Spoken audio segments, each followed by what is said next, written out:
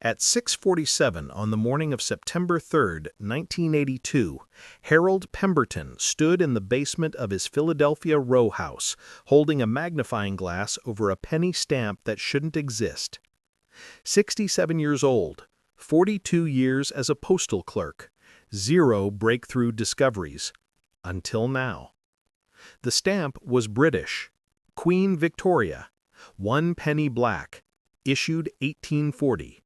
Catalog value, $150, maybe $200 if the cancellation mark was clean. Pemberton had examined 8,000 Victorian stamps in the past decade. This one was different. The corner showed something impossible. A watermark that didn't match any known variation in the Stanley Gibbons catalog. He'd purchased the stamp 3 weeks earlier at an estate sale in Germantown. Box of miscellaneous Victorian issues, $40 for the entire lot. Most of it was worthless. Common denominations, heavy cancellations, torn perforations. Standard accumulation from someone's grandfather's attic. But this penny black had caught his attention during the initial sorting, not because it looked valuable, because it looked wrong. The watermark was inverted, rotated 180 degrees from standard orientation. Pemberton had checked his reference books, Stanley Gibbons Catalog, Scott's Specialized Catalog, the British Philatelic Society Journal Archives. No recorded examples of inverted watermarks on the 1840 penny black first issue. The stamp shouldn't exist, but it was in his hand. Pemberton had worked at the Benjamin Franklin Post Office on Market Street for 4 decades. He'd started as a sorting clerk in 1940, worked his way up to window supervisor by 1968. He'd handled millions of letters. He understood postal systems, cancellation procedures, sorting protocols, but stamps were his obsession. He'd been collecting since childhood. His father had given him a stamp album for his 9th birthday, red leather cover, cream-colored pages with pre-printed spaces for every country. Young Harold had filled 3 pages before dinner that first day, British colonies mostly. His uncle worked merchant shipping and sent letters from Singapore, Calcutta, Cape Town. Harold soaked the stamps off envelopes, dried them between blotting papers, mounted them with hinges his father bought from Woolworths. By age 15, he'd filled 6 albums.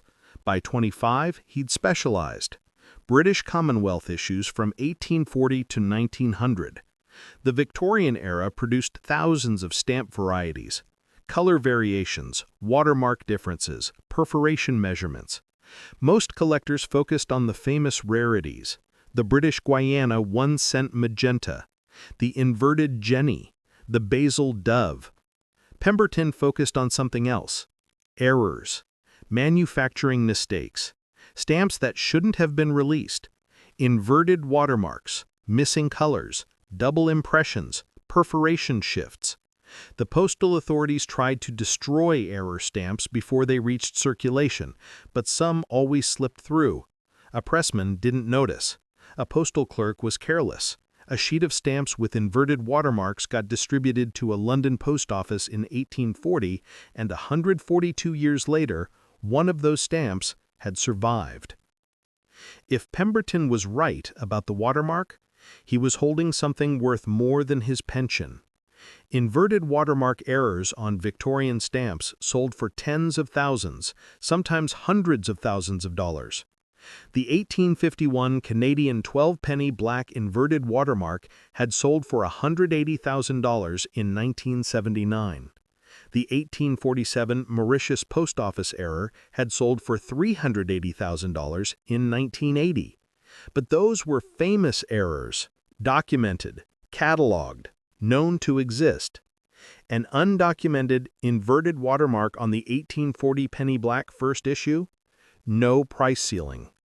Major collectors would fight over it. Auction houses would promote it. Museums would want it. But first, Pemberton had to prove it was real. The problem was authentication. Forgers had been creating error stamps since 1850. The techniques were sophisticated. Chemical watermark removal, reapplication of altered watermarks, artificial aging processes. A skilled forger could create an inverted watermark error that fooled most collectors, even some experts. Pemberton needed proof. Real proof. Chemical analysis, paper fiber dating, ink composition testing. That required expertise he didn't have and equipment he couldn't afford. He made $14,000 per year on his postal pension. Authentication testing at a certified laboratory cost $2,000 minimum. If the stamp turned out to be fake, he'd waste money he couldn't spare. He'd spent the past 3 weeks researching watermark production methods from the 1840s. British postal authorities had used a wire mesh mold process.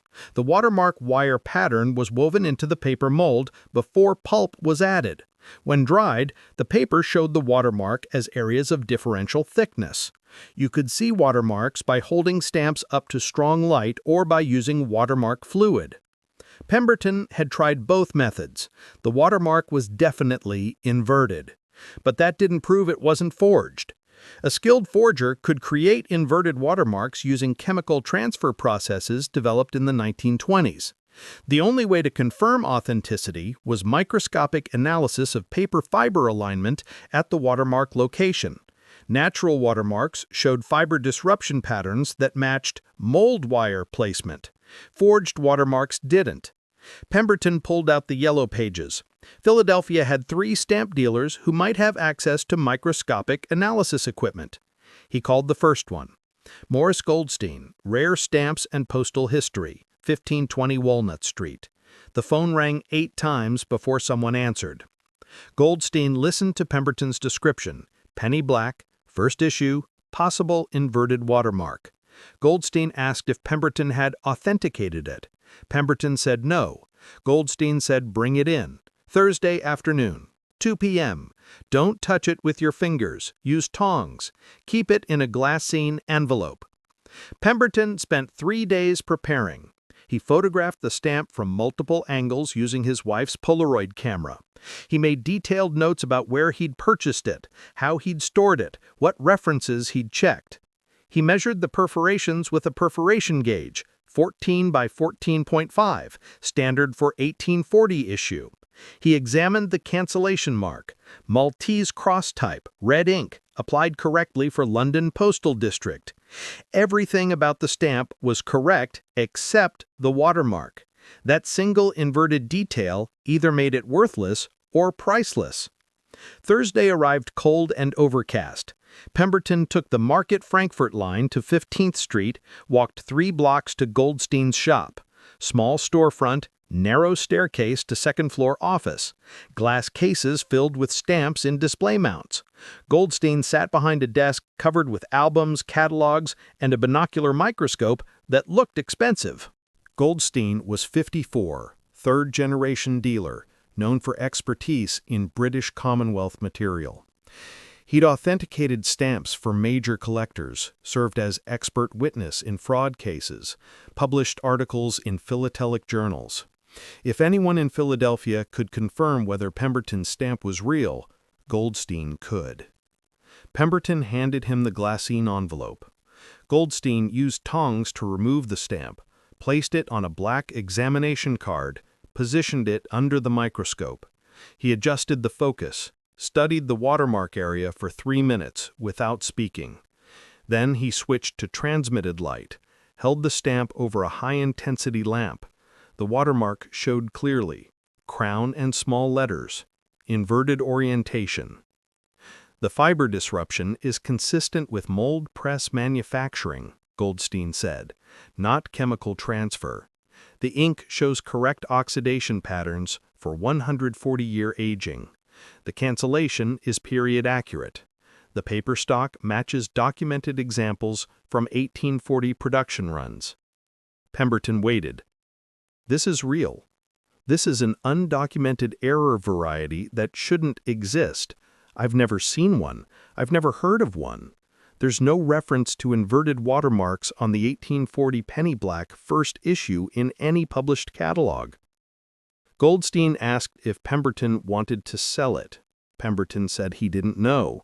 Goldstein said he'd make an offer right now, $25,000, cash, today. Pemberton felt his chest tighten. $25,000 was nearly 2 years of his pension. His mortgage was $180 per month. His wife Margaret needed knee surgery the insurance wouldn't cover. $25,000 would solve every immediate financial problem they faced. But Goldstein had offered instantly, no hesitation, no negotiation. That meant the stamp was worth more, possibly much more. Pemberton said he needed time to think. Goldstein said, "Take the stamp home, but be careful. Don't tell anyone about it." Error discoveries attracted thieves, forgers, unscrupulous dealers. Keep it secure. Come back when ready to discuss options. Pemberton took the Market-Frankford line home. He didn't tell Margaret about the offer. Not yet. He needed to understand what he actually had. That night he called the British Philatelic Society in London. International call, expensive but necessary. He reached the society's secretary, explained what he'd found. The secretary said they'd need to examine the stamp in person. Could Pemberton send high-quality photographs? Pemberton mailed photographs the next morning. Registered post, return receipt requested. 3 weeks later, a letter arrived from London. The British Philatelic Society had reviewed the photographs. They requested permission to publish a brief notice in their journal. They wanted to alert the philatelic community to the discovery. If other examples existed, collectors might come forward. The journal notice appeared in December 1982. 3 paragraphs, dry technical language. Previously unknown inverted watermark variety identified. On SG number 1, penny black first issue, 1840. Single example authenticated. Collectors holding similar material invited to contact the society. 2 months passed. No responses. Then, in February 1983, a letter arrived from Melbourne, Australia. A collector named Edmund Whitworth had found the journal notice. He owned a penny black with unusual watermark characteristics. Could Pemberton provide additional details? Pemberton and Whitworth exchanged letters for 3 months. Whitworth sent photographs. His stamp showed the same inverted watermark, same crown detail, same orientation. Pemberton felt a mixture of disappointment and excitement. His discovery wasn't unique, but it confirmed the error was real. 2 examples proved it wasn't a one-time fluke. In May 1983, a third collector contacted the British Philatelic Society, Vienna. Collector named Franz Hofer, same inverted watermark, same issue. 3 confirmed examples. That changed everything. 3 examples meant a small printing batch had escaped destruction in 1840. Postal authorities had caught most of the error sheets, but at least 3 stamps had reached circulation. How many more existed? 5? 10? 20? The British Philatelic Society published an updated article in June 1983. 3 confirmed examples, request for additional information. The philatelic community responded. Major dealers contacted Pemberton directly. Sotheby's auction house called. Christie's sent a representative to Philadelphia. Everyone wanted to know if Pemberton planned to sell. He didn't, not yet. The discovery had become more valuable than money. Pemberton had found something that rewrote philatelic history. The 1840 penny black was the world's first adhesive postage stamp. Millions of copies had been printed. Experts had studied every detail for 140 years, and somehow they'd missed this error variety. Pemberton started writing articles. He published technical analysis in stamp journals. He presented findings at philatelic conferences. He corresponded with curators at the British Postal Museum. His retirement had become busier than his working years. By 1985, 7 examples of the inverted watermark error had been confirmed. Pemberton owned the finest specimen. Goldstein's initial offer of $25,000 now seemed absurd. Christie's suggested an auction estimate of $150,000 to $200,000. But Pemberton wasn't interested in selling. Margaret asked him why. The money would secure their retirement completely, pay for her surgery, allow them to travel, visit their daughter in Oregon, see the grandchildren more often. Pemberton tried to explain. The stamp wasn't valuable because of money. It was valuable because it proved something. For 42 years, Pemberton had worked a job that no one noticed. Postal clerk, behind the counter, selling stamps, weighing packages, answering questions about zip codes. Invisible work, necessary but unremarkable. He'd never done anything that mattered beyond the immediate transaction. The inverted watermark stamp proved that careful attention revealed truth. Every expert had missed it for 140 years. Collectors, dealers, museum curators, catalog editors. They'd examined millions of penny blacks. They'd measured, analyzed, categorized every known variation. And they'd missed this one. Pemberton had found it because he'd looked carefully, not brilliantly, not with special equipment or training, just carefully. He'd noticed something wrong, investigated it thoroughly, confirmed it methodically. That was worth more than money. In 1987, Pemberton donated his stamp to the British Postal Museum in London. No sale, no auction, pure donation. The museum accepted it with formal gratitude. They mounted it in a special display case, Room 4, Victorian-era postal history. Small brass plaque below it. Penny black, inverted watermark error, discovered 1982 by Harold T. Pemberton, Philadelphia, Pennsylvania, USA. Margaret asked if he regretted giving away something worth $200,000. Pemberton said he'd gained something better, proof that ordinary people doing ordinary work could still discover extraordinary things. The stamp would outlive him by centuries. The discovery would be attached to his name in every philatelic catalog published from 1987 forward. That permanence meant more than money could purchase. Pemberton died in 1994. Age 79.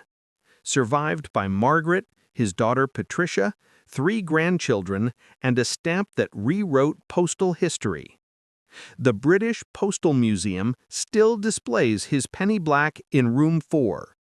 The brass plaque still bears his name. Students studying philately still read about his discovery. The inverted watermark variety now lists in the Stanley Gibbons catalog as SG number 1A. Current catalog value $275,000 for fine examples. 11 confirmed specimens have been authenticated since Pemberton's initial discovery. Each one traces back to his careful examination in September 1982. Each one proves that paying attention reveals truth others missed. Some museums keep ordinary tools in display cases beside extraordinary discoveries. The British Postal Museum keeps Pemberton's magnifying glass next to his stamp. Simple glass lens, drugstore purchase, scratched from years of use. The tool that changed philatelic history fits in the palm of your hand. Permanent reminder that careful work by invisible people creates knowledge that outlasts them. The discovery changed Pemberton's final years in ways money couldn't have predicted. Philatelic societies invited him to speak at conferences. He traveled to London in 1988, Melbourne in 1989, Vienna in 1990. Margaret accompanied him on every trip. They saw places she'd only read about in National Geographic. The British Postal Museum paid travel expenses. first-class accommodations, treatment reserved for distinguished scholars. Pemberton never considered himself a scholar. He was a retired postal clerk who'd gotten lucky with an estate sale purchase. But the philatelic community disagreed. The Royal Philatelic Society London elected him to fellowship in 1989.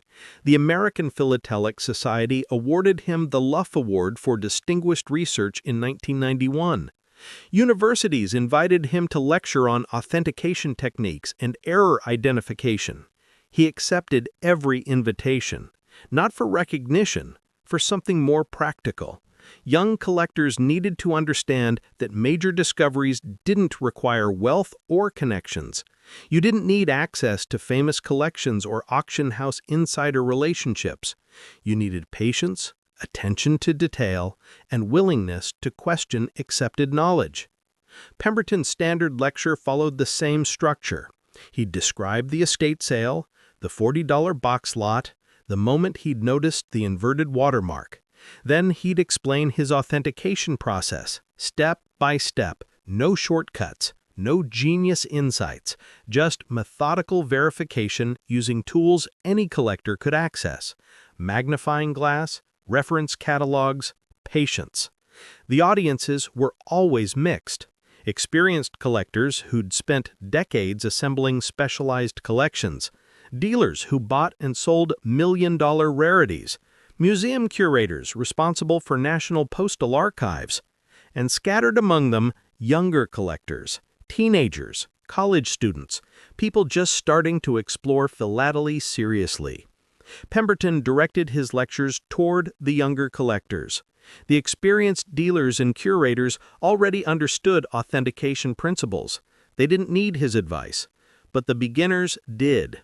They needed to know that estate sales and flea markets and box lots at stamp shows still held undiscovered treasures.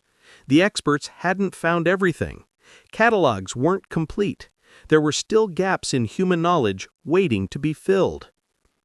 At a 1992 conference in Washington, D.C., a college student approached Pemberton after his lecture. The student was 19, studying history at Georgetown, collecting stamps since age 12. He'd specialized in Confederate postal history from the American Civil War. He'd found something unusual at an antique mall in Richmond: a cover, a complete envelope with stamp attached that showed a Confederate postmark from a town that wasn't listed in standard reference works. The student had contacted 3 dealers. All 3 had told him the cover was fake. Confederate postal forgeries were common. Dealers created fake covers using period envelopes, genuine stamps, and artificially aged cancellation marks. The student's cover probably wasn't real. But the student wasn't convinced. The cancellation mark showed characteristics that matched documented Confederate postal procedures. The ink had oxidized correctly for 130-year aging. The envelope paper stock was consistent with 1863 Southern manufacturing. Everything looked authentic except one detail: the town didn't exist in modern records. Pemberton asked to see photographs. The student had brought them. Pemberton examined the cancellation mark carefully. The postmark read Shiloh Station, N.C. Confederate postal records didn't list any post office by that name. But Pemberton knew Confederate postal records were incomplete. The Confederacy had operated thousands of small temporary post offices during the Civil War. Many had existed for less than a year. Some had served military encampments. Others had served railroad construction sites. Documentation was sparse. The Confederate postal system had collapsed in April 1865. Records were destroyed, scattered, lost. Modern catalogs listed approximately 3,600 Confederate post offices, but historians estimated the real number was closer to 5,000. The missing 1,400 offices existed somewhere in the historical record, waiting to be rediscovered.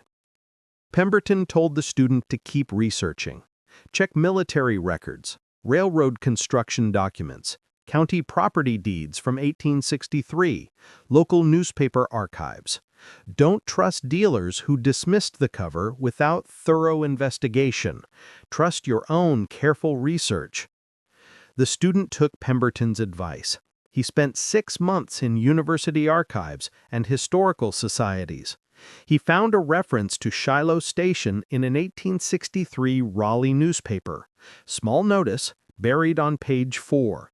Railroad construction crew building a supply line between Raleigh and Wilmington. Temporary encampment, 50 workers. The notice mentioned a post office had been established to serve the construction crew. The student published his findings in the Confederate Stamp Alliance Journal. His cover was authenticated as genuine. The post office had operated for 7 months in 1863, then closed when the railroad construction moved south. Only 3 covers from Shiloh Station Post Office were known to exist. The student's discovery added a new listing to Confederate postal catalogs. Pemberton followed the student's research with quiet satisfaction. Another invisible post office rescued from historical obscurity. Another gap filled. Another proof that careful attention revealed truth. His own discovery continued generating research.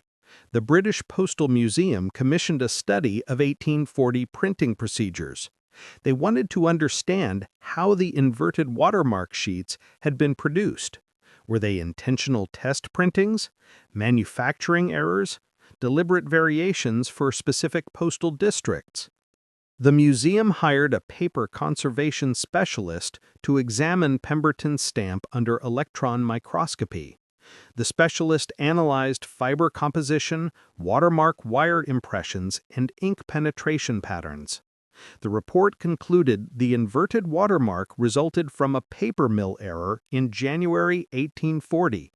Someone had installed watermark molds upside down. The mill had produced approximately 2,000 sheets of paper with inverted watermarks before the error was discovered and corrected. Those 2,000 sheets had been sent to Perkins Bacon Printing Company in London. The printers hadn't noticed the watermark orientation.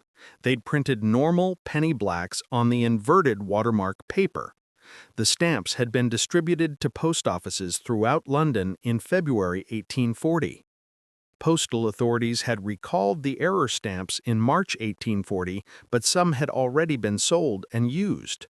The recall notice ordered destruction of all remaining inverted watermark stamps.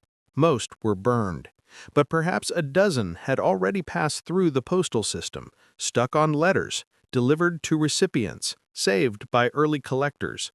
Of those dozen, 11 had been confirmed authentic by 1994. Pemberton owned the finest, which he donated to the British Postal Museum, where it would remain permanently. Margaret died in February 1994. Pneumonia, sudden complications, buried at Laurel Hill Cemetery on a cold Thursday morning.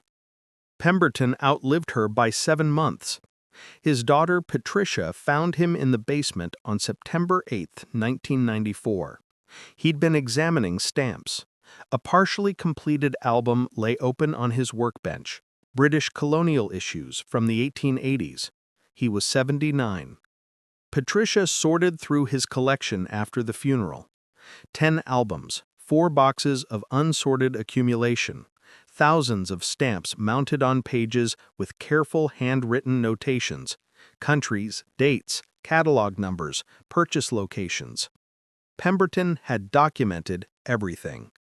Patricia wasn't a collector. Stamps didn't interest her, but she understood her father had loved them. The collection represented 70 years of patient accumulation. She donated the entire collection to the American Philatelic Society Library. They cataloged it as the Harold Pemberton Reference Collection. Researchers could request access, study his notes, learn his methods. The American Philatelic Society published a memorial notice in their journal. 3 paragraphs, standard format, name, dates, accomplishments.